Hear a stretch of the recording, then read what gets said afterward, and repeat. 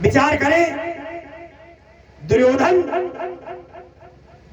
के पैर में कमल के पुष्प फूल बने हुए हैं, दुर्योधन के पैर में तलवे में कमल के पुष्प बने हुए हैं। धरती पाऊं दुर्योधन जहवा, फूलती धरणी कुसुम है तहवा। लेकिन दुर्योधन बहुत होशियार था, सरोवर में उल्टे पांव गया है, उल्टा उल्टा गया है सरोवर में, जिससे पांडव समझे कि दुर्योधन निकल गया। एक पशु जा रहा था, सियार, सियार देखा होगा खेतों में होते हैं। पहले जितने पशु पक्षी हैं ये सब बोलते थे। सियार जा रहा था, भीम ने पूछा, भैया भैया क्या तुमने किसी को इधर जाते हुए देखा? भीम ने पूछा, क्या तुमने किसी को इधर जाते हुए देखा? देखिए सियार क्या बोला, महाराज हम ये तो नहीं जानते हैं कौन गया, लेकिन एक वीर पुरुष सरोवर की ओर गया है, जिसके कंधे पर गदा थी और हाथियों जैसी उसकी चाल थी। भगवान समझ गए, बस दुर्योधन गया है। भगवान से क्या छिपा है वो तो सब जानते हैं। मन की जाने तन की जाने, जाने जन की पीर, वो तो सब जानते हैं। भगवान से कुछ भी छिपा नहीं। तुम इंसान से चोरी कर लो, लेकिन भगवान से चोरी नहीं कर पाओगे, वो तो सब कुछ जानता है। हरि है हजार हाथ वाला, और मैं कहता टंके की चोट पर,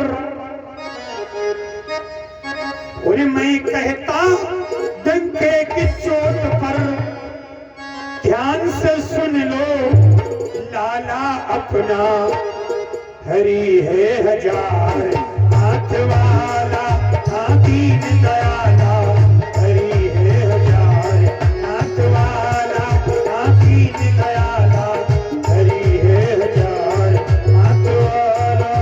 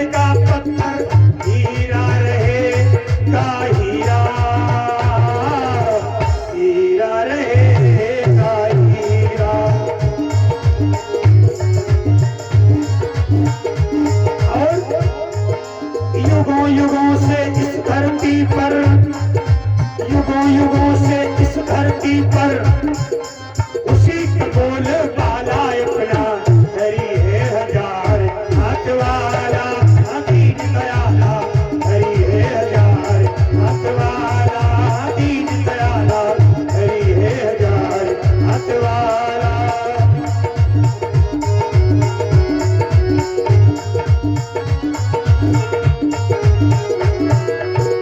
विचार करें, भगवान से कुछ भी छिपा नहीं। भगवान गए, भगवान ने कहा, ए पांडवों, दुर्योधन इसी में छिपा है, दुर्योधन इसी में छिपा है।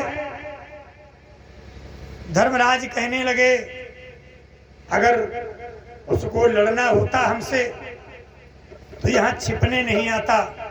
इसका मतलब दुर्योधन कायर हो गया, कायर। भगवान ने कहा, नहीं, दुर्योधन कायर नहीं है, दुर्योधन को इतना कमजोर मत समझो, वो कायर नहीं है, वीर है वीर। भगवान कन्हैया ने कहा दुर्योधन की सबसे पुरानी दुश्मनी भीम से है, भीम से। इसीलिए भीम तुम दुर्योधन को बुलाओ। भीम की पुरानी दुश्मनी मालूम कैसे? जब पांडव कौरव छोटे छोटे थे तो ये सब आपस में खेल खेलते थे। गांव में छोटे छोटे बच्चे एक खेल खेलते हैं, पेड़ पर चढ़ते हैं और एक नीचे चोर बनता है। कौन सा खेल होता है? एक खेल होता है। पांडव कौरव सब पेड़ पर चढ़ जाते थे, भीम चोर बन जाते थे। भीम सबसे मोटे तगड़े थे तो भीम सबको पकड़ नहीं पाते थे। तो भीम मालूम क्या करते थे?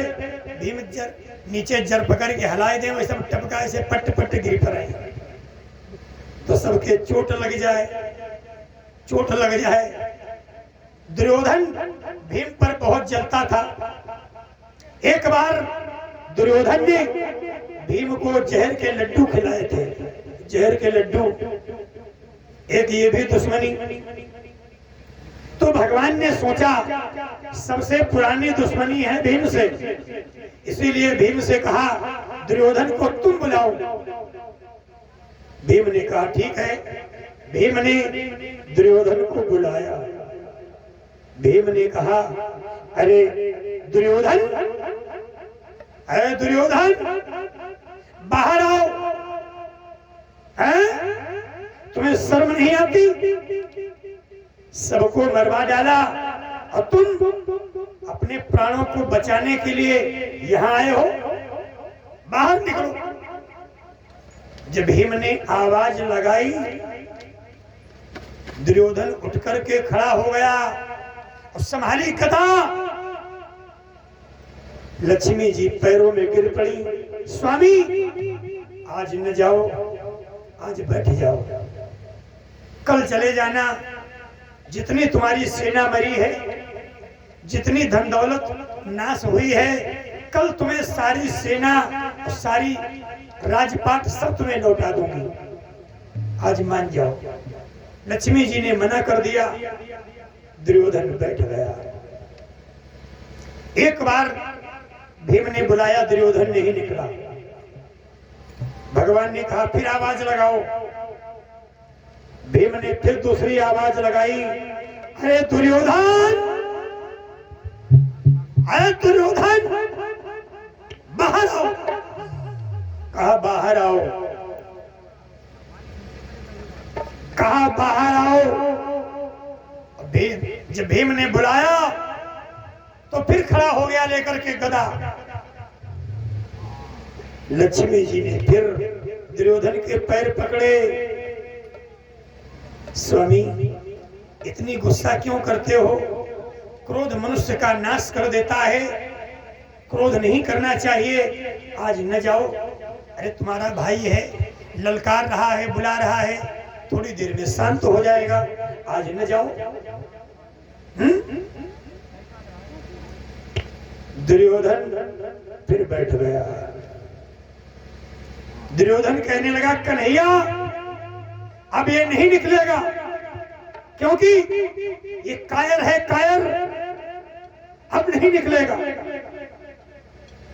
अगर निकलना होता उसे अब शर्म नहीं रही, अब वो बेशर्म हो गया है। अपने को वीर कहता है, वीर नहीं, उसे तो चुल्लू भर पानी में डूब के मर जाना चाहिए। अपने प्राणों को बचाने के लिए व्यास सरोवर में शरण लिया कर बैठ गया। भगवान कहे लगे नहीं भीम, एक बार और बुलाओ, हो सकता है अब की निकल आए। तो भीम ने अब की बार बहुत खरी बात कह दी, बहुत खरी बात कह दी। क्या कहा? और मरी हूं कदा,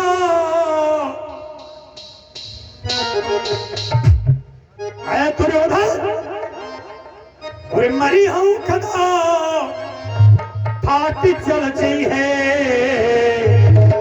और केस पकड़ी बाहर लई है।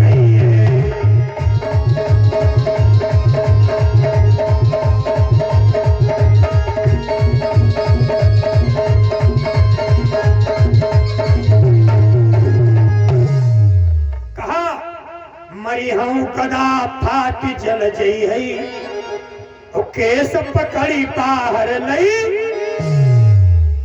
कहा, अय दुर्योधन